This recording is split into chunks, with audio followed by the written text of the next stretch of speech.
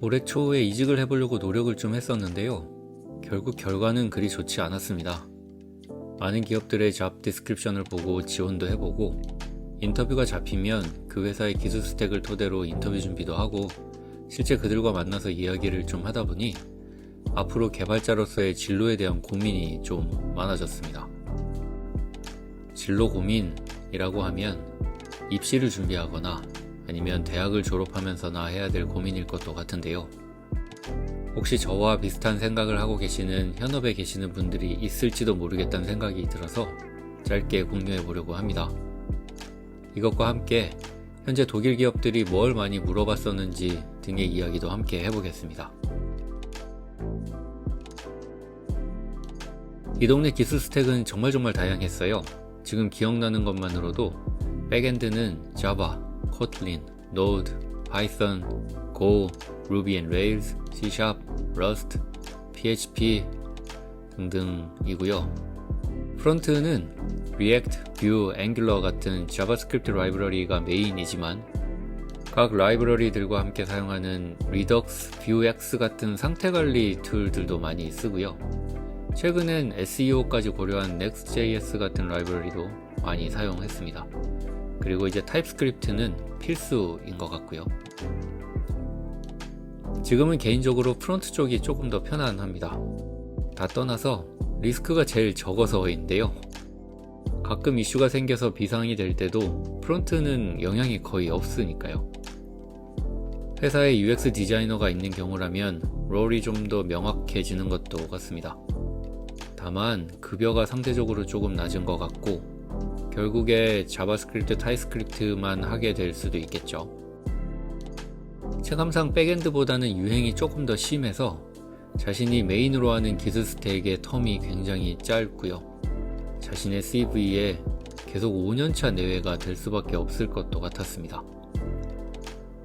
백엔드는 언어나 IDE는 사실 크게 중요한 건 아닌 것 같아요.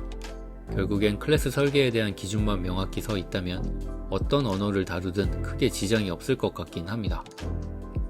하지만 이거 이외에 포지션이 프린시플이나 디렉터 같이 좀 더 시니어 이상급으로 가려면 인프라스트럭처까지는 관할해야 하는 분위기였습니다. AWS, GCP 같은 클라우딩 경험은 필수이고요. 조금 더 복잡한 프로덕트의 운영 경험에 대해서도 많이 물어봤는데 서버 인스턴스가 많아지면 각 서비스별로 카프카 같은 메시징 큐 서비스를 사용해서 서버 인스턴스 간 이벤트 핸들링을 어떻게 했었는지 이런 것도 물어보고 쿠버네티스 같은 프레임워크를 다루는 경험도 물어보고요. 테라폼을 사용하는 것도 진짜 많았습니다. 그리고 전체적으로 그 어떤 비즈니스든지 공통적으로는 AI입니다. 각자 자기네 서버에 LLM 모델 하나 심어다가 계속 트레이닝 하면서 API를 만들어서 어떻게든 활용들을 하고 있습니다. 회사들이 많은 지역은 단연 베를린입니다. 브렉시트 이후로 웬만한 회사들의 유럽 브런치 혹은 헤드쿼터들은 대부분이 베를린에 있어요. 그래서 IT 종사하시는 분들이 혹시라도 독일로 이주를 생각을 하신다면 선택지가 많지 않습니다. 다만 모든 사람들이 같은 생각을 하고 있을 거라서 젠틀리피케이션이 진짜 심하다고 들었어요. 저 같은 외국인 개발자 그리고 그 가족의 비율이 전체 도시 인구의 절반을 넘어섰다고 합니다.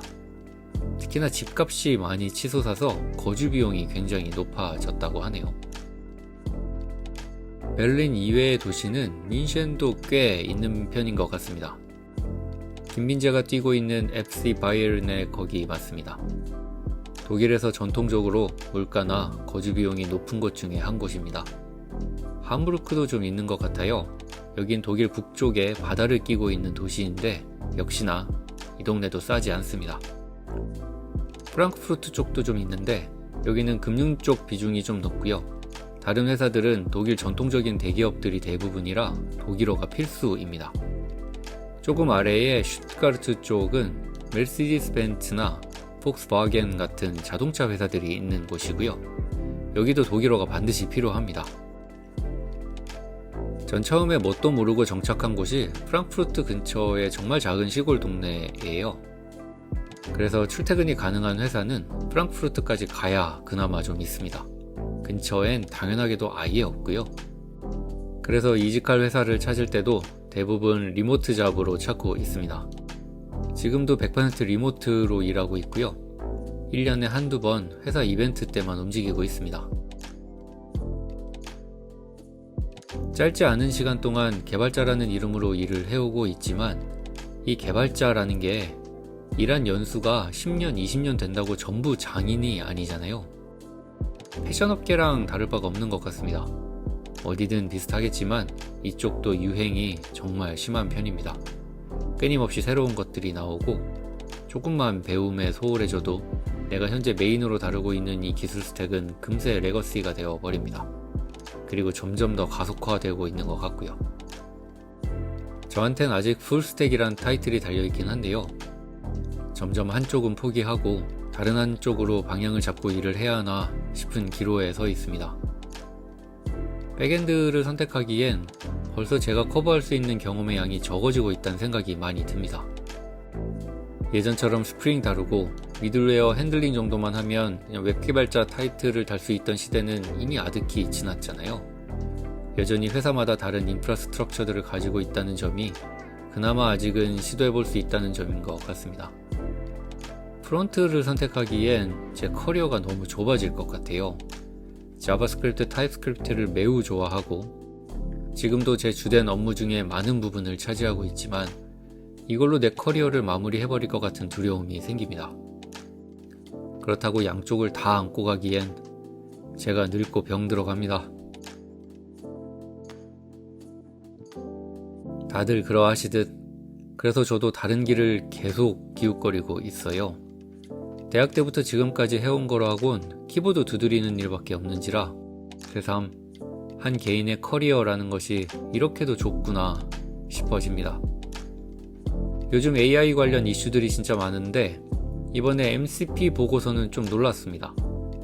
말로만 듣던 이 기술 발전으로 인한 직업이 사라지는 경험을 실제로 볼지도 모르겠다 싶었어요. 지금까지 제가 스스로에게 자부심을 가지고 있었던 점은 모든 사람이 항상 온라인에 연결되어 있는 이 세상이고 개발자로서 여기서 사용하는 툴들을 만드는 사람이란 점이었거든요.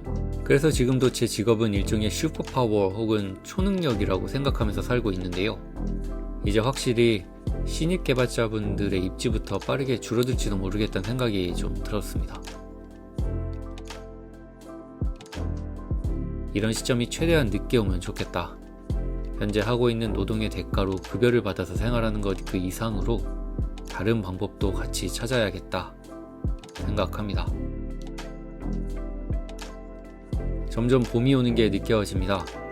해가 뜨는 날도 많아지고 3월 마지막 주 일요일부터는 다시 서머타임도 시작이 돼서 낮의 길이도 더 길어지겠죠. 따뜻한 봄처럼 모든 분들의 커리어에도 그리고 가정에도 봄 햇살이 가득가득 하시길 바랍니다. 독일에 놀러도 한번 오시고요.